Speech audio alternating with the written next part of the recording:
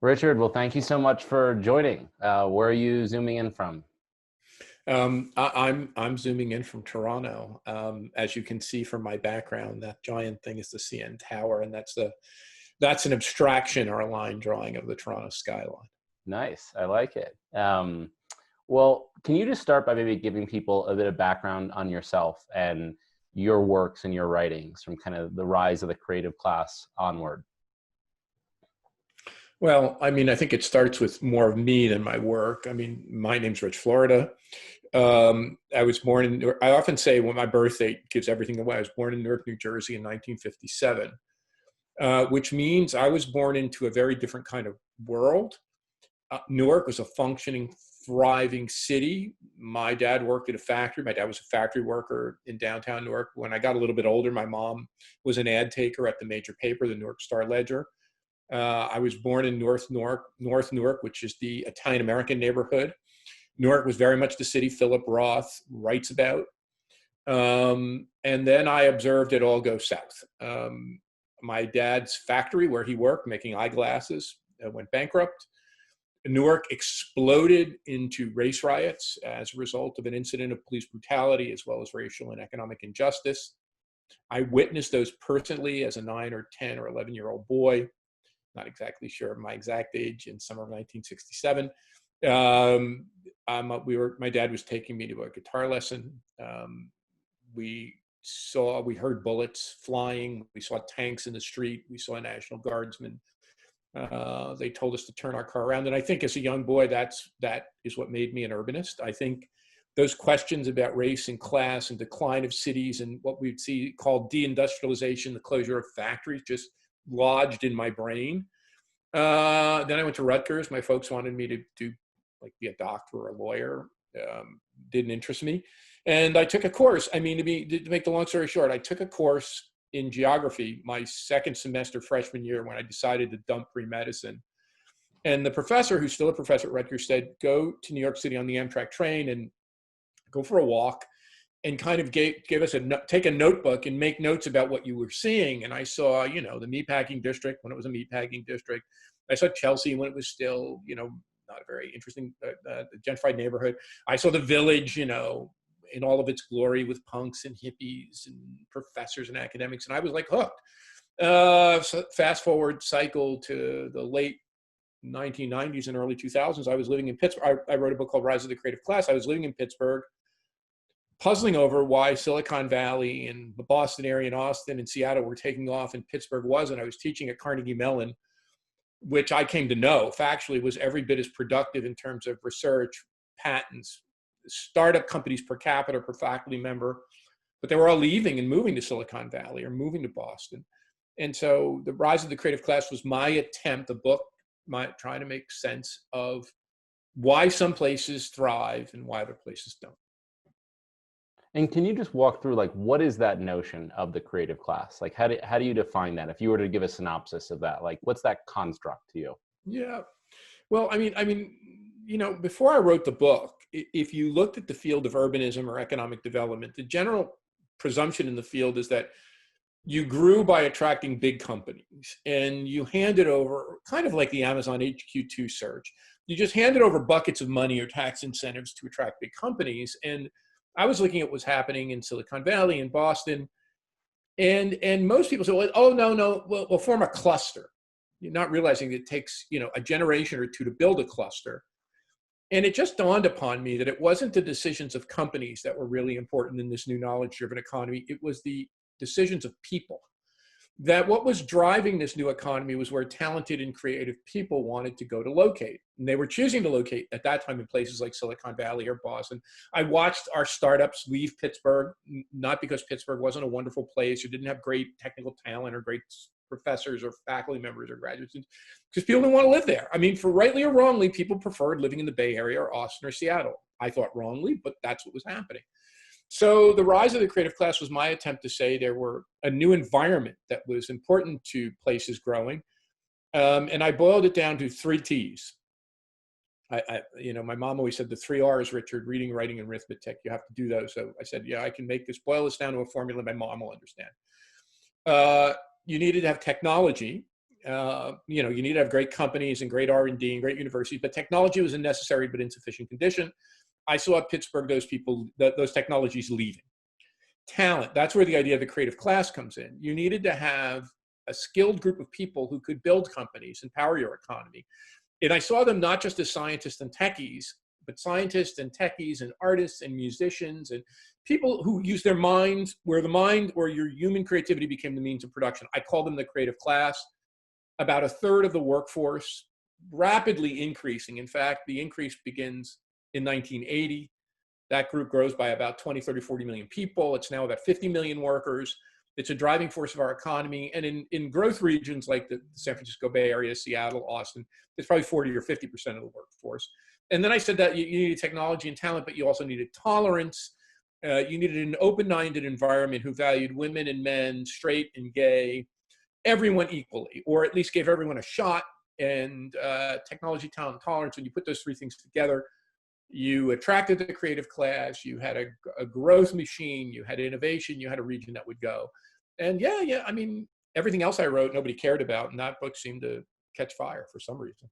And when you think about that concept of like the creative class, and you think about what's afoot right now as a function of both the pandemic, but also where we are with respect to workforces being able to virtualize and operate virtually, do you think that notion of like this mobile creative class that is kind of choosing cities, do you think that it's almost like that's put on steroids, meaning we are going to see a rapid acceleration of cities pursuing a creative class cohort to their cities right now because people can choose where they want to live more so than ever before? So yeah, I think what's interesting is the whole idea of growing an economy by attracting companies has been thrown out the window. I mean, companies are decreasing their footprint. They're not looking for new locations. So the whole name of the game now is attracting talent. And cities are upping their efforts to attract remote workers. So I think in a world that's gone digital and virtual, where work is online, the competition now accelerates and shifts completely to attracting talent, no longer trying to attract more companies. It's just a losing game. It has been a losing game. Now it's a self-evidently losing game. I think, yeah, I've never seen a situation in which more people are thinking about moving. I mean, obviously the pandemic has caused all of us to become unmoored. It's caused all of us to change, all of us, particularly knowledge workers, professional workers, the creative class, a third of the workforce, 50 million of us, to really think long and hard about how we want to live and work, to really think long and hard about our locations. I do not think it means the end of cities. I think cities will do just fine. I think New York City will do particularly fine. London and New York have been through far worse, particularly London. I mean, it's been through, world wars, bombings, blitzkriegs, the cholera epidemics. I mean, far more deadly. The Spanish flu in London and New York were far more deadly than, as horrible as this is, far more deadly than this. They're incredibly resilient places, but I think it's going to shuffle the deck. And here's how I think it's going to shuffle the deck. I think you just separate this out into push and pull forces that are going to act on cities. I think there'll be a pull force. And so people like me, I have little kids, who have little kids are going to be much more likely to move to more space. I mean, look, that's been true in America since I was a boy. My parents left Newark for a working class suburb called North Arlington, New Jersey in the early 1960s. That's nothing new. American schools are troubled. American cities are tough to live in. I live in Toronto. Much easier to raise a family here in Toronto than it is in nearly everybody I know who has a family lives in the city of Toronto. Nobody that I know moves to the suburbs. We may live in a single family home, but we live in the city limits. I think young people are going to massively move back to cities. I think what we've seen, a large part of the decampment from cities actually was young people moving, leaving university, getting nervous, moving back home with mom and dad. If I was 25 years old, I'd be on the first plane, train, or car back to New York City or Los Angeles or San Francisco. I'm not going to stay in mom's basement or dad's basement, or I'm not going to live in a suburb. I want to be around great people. I want to be around great people to date, be friends with. I want to have lots to do, and I'm not that scared of the virus. So I think there'll be young people to cities, older people. And I think what's happened, and people make a big deal of this, what we've seen is the migration out of cities is people with families who are already considering leaving big cities, who said, oh God, I'm going to give it a year, 2 years. Those family formation moves have been compressed into 2 months. And everyone makes a big deal of it, but that's what's going on. And look, I think if we have this conversation in a year from now, I think this situation is going to be really different. And when you think about those push-pull factors and this kind of demographic reshuffling, just looking at, say, the US, for example, like, do you think there are winner cities and loser cities? And I'm guessing the answer is yes, but like, how would you identify them? What would be a loser city in this demographic reshuffling, and what would be a winner city in this demographic reshuffling? So I think it really all depends. I think there can be winners and losers at every scale: small city, medium-sized city, big city, urban, rural, suburban. And I think it really depends on how strategic and intentional and how much people act on this set of challenging circumstances to position themselves to win the battle. I'm much more confident in New York's ability to be resilient than I am San Francisco's. I'm frankly worried. I've been worried about San Francisco for the past 5 years. Housing was incredibly unaffordable. The city had become almost entirely gentrified. Middle-income people, low-income people were being pushed out. The housing cost at the San Francisco Metro is probably 3 to 4 times what it is in New York City, not Manhattan, the New York City Metro. Look, there was a great essay written in 1961, the same time Jane Jacobs wrote her great book on cities, The Death and Life of Great American Cities, by a very nerdy economist named Benjamin Chinitz. And in that book, in that paper, he compared Pittsburgh and New York, and he said, Pittsburgh was going to be very troubled because it was a one industry, one technology town, where New York was a very resilient place with lots of entrepreneurs and lots of small business and lots of immigrants. Look, I worry that San Francisco, even though it's more physically beautiful and has more technologies, is much more like Pittsburgh or Detroit during the steel and auto eras than New York. So I'm really worried about. Now, look, I think San Francisco has shown it can remake itself. It can hop from technology to technology.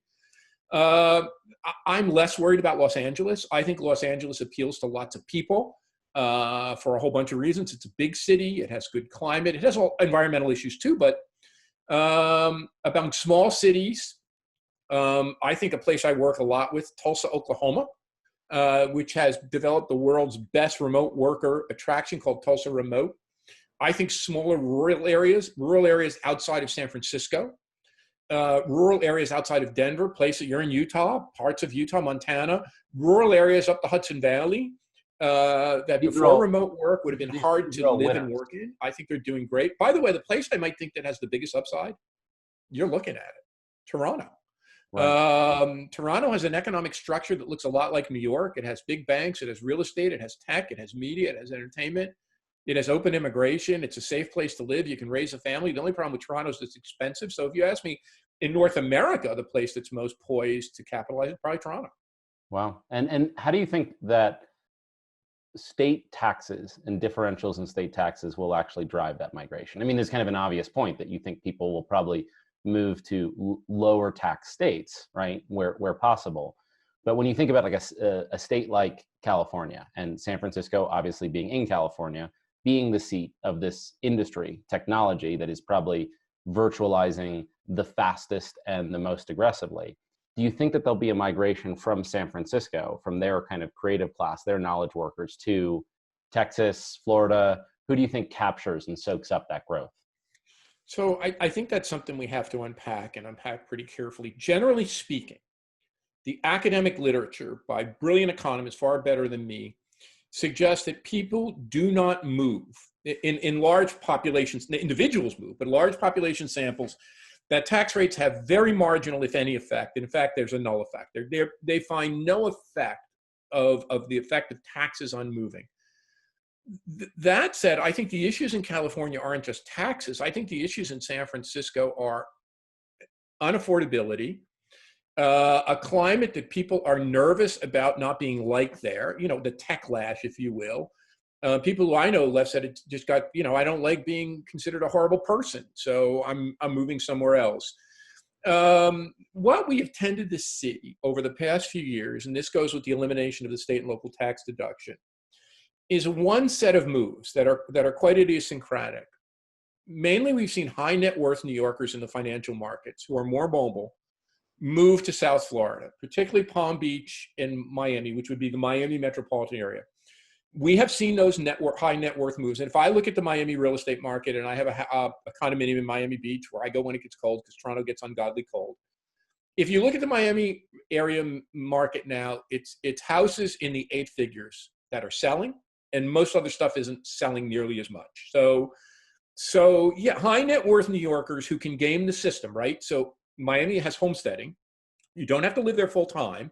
You can declare Miami as your place of residence as long as you're outside of New York for 180 some days. And so people who can work remotely. That said, Brendan, there's a very interesting data point that a student we teach a virtual class in NYU where I'm a distinguished fellow as well as being a professor at the University of Toronto. I am part of a team teaching group that teaches a virtual class to MIT at the NYU at the Shack Institute of Real Estate. And a student corrected me the other night when I mentioned that David Tepper moved from New Jersey to Miami, taking a $100 million chunk out of New Jersey's revenue base. And he said, Tepper moved back. Very interesting to me that somebody like Tepper, who tried it out in South Florida, and he literally, I think he wrote or said to one of the New Jersey state legislators, you're getting your money back. I'm moving back. And I think one of the challenges in South Florida, you and I can talk about, is that South Florida is just a harder place. It doesn't have the infrastructure of an established city like New York or a place like New Jersey or Boston. Education's more difficult. Public education is more challenged. Private schools are further from urban centers. Public goods are harder to come by. It doesn't have the talent base of a New York or San Francisco. So I think while we've seen some high net worth people make the move mainly to South Florida, it's a move. It's something that cuts in different directions, and the jury's out about how much of that's going to stick. And how much do you think the move that I also hear about of people moving from San Francisco to Austin, Texas, how much of that do you think will stick? And the reason I ask is because Austin's obviously a much smaller town, right? And yeah, I think I began to study Austin because George Kosmetsky, who's the critical person in Austin, actually left Carnegie Mellon. This is a great tale. Don't ever deny talented people tenure. George Kosmetsky was denied tenure at Carnegie Mellon, moved to the University of Texas, became fabulously wealthy, and endowed a major institute called IC Squared, and really fueled the development of Austin as an entrepreneurial center. Anyway, Austin back in the 80s and 90s began to target Silicon Valley entrepreneurs and Silicon Valley companies as relocation targets. And so this has been going on for a long time. Austin has benefited from the fact that it has a robust startup ecosystem and is relatively inexpensive. The problem, I think, is that Austin, while attractive, is in the middle of a red state called Texas. And many of the people in the tech industry, rightly or wrongly, find that environment of Texas to be, it's like some people like mountains and some people like lakes and some people like the opera. Some people just don't like red states. And so I think the problem with Austin is not Austin. It's the fact that there are a lot of people in the tech industry, particularly not necessarily CEO level talent, but the staff level people, the ground foot soldiers who just say, I'm not going to move to Texas. And I mean, I hear this all the time from people I know who moved to Austin. Like, yeah, it's great, but oh my God, it's really hard to live in. Now, I like Texas. I have great friends in Austin, in Houston, in Dallas. I think they're all of those, in San Antonio, are great cities. But I don't think Austin is the one. If you ask me, the places that are much more likely to challenge, because we've done the research with a guy named Ian Hathaway, the places that have really shown a great boost in their startup ecosystems, aside from the Bay Area, New York, London, to a lesser extent, Seattle, also similar to the Bay Area, also getting very expensive, Toronto, and then, of course, Chinese cities like Beijing and Shanghai. Austin still doesn't have that kind of, and also, Miami at a different level, but Miami has its own challenges. So, yeah, I think Austin will do just fine, but it's not going to be the next Silicon Valley. It will be a very robust, medium-sized tech hub. And can you talk a little bit about your book, Who's Your City, right? Where you kind of identified that cities are manifestations of kind of the dominant personality traits of their constituents who makes them up. how did you kind of think through that? And can you just walk through what are some of the cities that have these dominant personality traits that are identifiable? Well, this is really like most things in my life, they're pretty personal. I was living in Pittsburgh, uh, having a very successful book in the middle of a lot of controversies, and began to think, if I didn't live in Pittsburgh, where would I live? So I took out a napkin and started to write down the things I'd look for. Great research university, excellent airport to get around and get the speaking engagements or whatever. Place, I am a cyclist, good cycling environment, interesting people, diverse. And that kept percolating in my head. And, 2 books later, I decided to try to book, who's your city? And to create a methodology. And the theme of that book says, the place you choose to live is the single most important decision you'll make. And most people don't think of it that way. They don't pay it any attention. They just go where their friends are, their boyfriend or girlfriend is, where a job is. I said, for the following reason: everything else in your life follows from where you live. The people you meet, the boyfriends and girlfriends or significant others you take, the places your kids go to school and their peer network, the universities you have access to, the kind of job and career network you have access to. I could go on. Depend on where you choose to live. So take it seriously. Who's your city? And I developed a thing called the Place Finder tool. I still use it in my classes. And part of that is a personality. Certain cities are more traditional. Certain cities are more open-minded. Certain cities are more neurotic. Certain cities are more stable. Yeah, and there's a brilliant young psychologist named Jason Renfro. He went to the University of Texas at Austin, got his PhD. He's now at Cambridge. He developed this idea of thinking about cities across these big 5 personality types: conscientious, diligent, open to experience, neurotic, and emotionally stable, and I don't know what else. But yeah, I worked with Jason, and we were able to group. The point of fact is that the people who drive innovation and entrepreneurship are almost exclusively open to experience. And what you find is that there are certain clusters of places within cities, like parts of Lower Manhattan or parts of San Francisco or parts of Boston or parts of Austin, that are really, and the people most likely to move are open to experience people. So these clusters of open to experience people almost all the time coincide with centers of innovation or startup. And do you think that, because of where we are, because of what 2020 has affected in people's lives, do you think that people are now making this more self-aware choice of, like, where is my personality? Where are the things I care about? Where is that more congruent with what a city already is? And I guess the follow-on question is, does that further polarize these differences in cities? Meaning, if all the people that are like-minded are moving to the same city, does it kind of almost further accelerate how different those cities are from one another with respect to their dominant personalities? Well, Bill Bishop, another Austinite, wrote a book a long time ago called The Big Sort, who made this fundamental insight that said, what we're seeing in America is people sorting according to their economic status, their class position, their political and ideological orientation, their cultural norms. So, yeah, I think people are thinking longer and harder. And thinking, but I don't think they're thinking about it logically. I think that people are still making quick draw, knee-jerk decisions. I want more space. I want a backyard. I need a place for my kids to do remote learning. I need a home office. I'll move here, there, or the other thing. I think the big change in the environment with virtual work is that people no longer are limited to the next over suburb. So let's take New York, for example. In the past, people who would say, well, I can't buy enough space in Manhattan. It's too expensive. I'll go to New Jersey. I'll go to Westchester County. I'll go to Connecticut. Now those people can say, maybe I'll go to South Florida, or maybe I'll consider Pittsburgh or Nashville or Austin. So the ability to work remotely gives people more choice. And I think the choice goes from the suburb close to the city I work in to smaller second and third tier cities.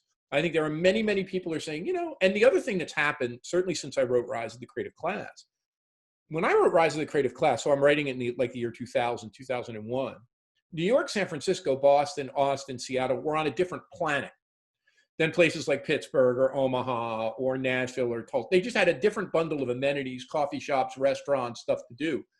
Now I would say, generally speaking, I don't want to over make this point, but you go to Tulsa, you go to Omaha, you go to any of these places, there are more independent restaurants, there are more independent coffee shops, there are more interesting chefs. I mean, go try to find an independent coffee shop, or even Danny Meyer said, given all the success he's had in the New York restaurant industry, it would be hard for him to start a new restaurant in New York City before the pandemic, it was so expensive. So I think that small second and third tier place, like Bentonville, Arkansas, where I do a lot of work, it's a fantastically interesting place to me, and it would not have been so, 20 years ago. So I think there's been a leveling up in the kind of amenities that you can find throughout, second and third tier, smaller and medium-sized cities across America, and then people go for it.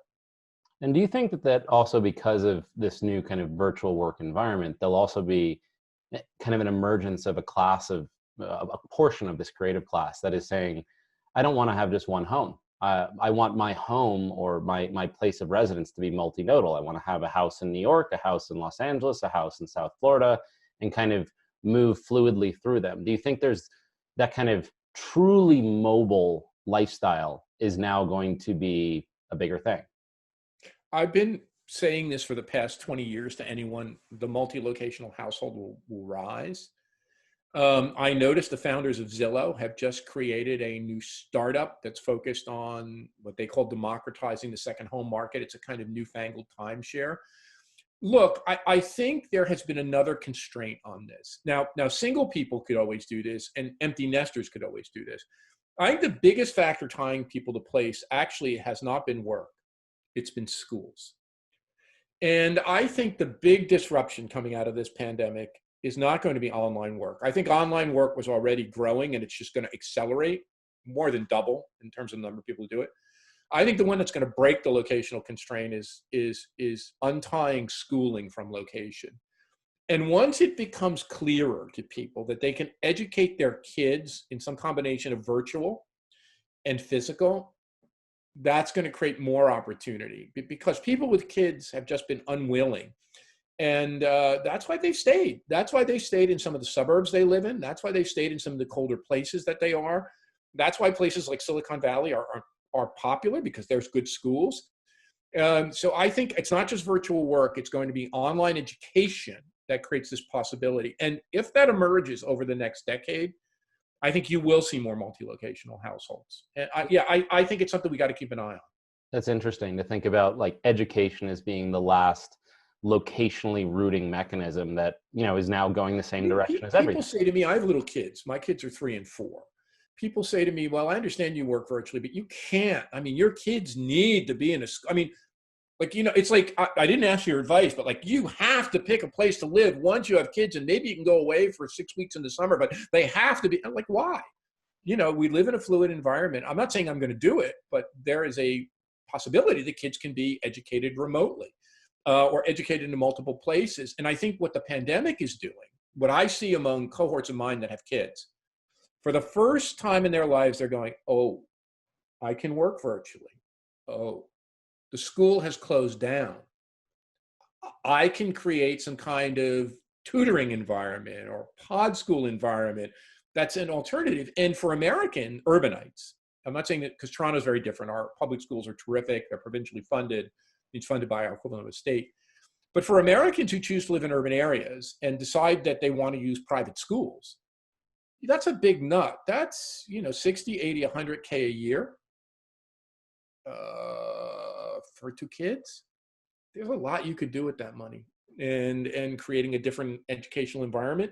So yeah, I think now this is going to be something that starts at the very high affluent end of the spectrum. But yeah, I think, and it's also going to accentuate inequality, right? I mean, we're already seeing that with the current pandemic. There are kids who don't even have a tablet or an iPad or a computer to log into digital education. And there are other kids who have pod schools and tutors. So I think it's going to loosen up the spatial constraints, locational constraints, but also I think you've talked about accentuate inequality.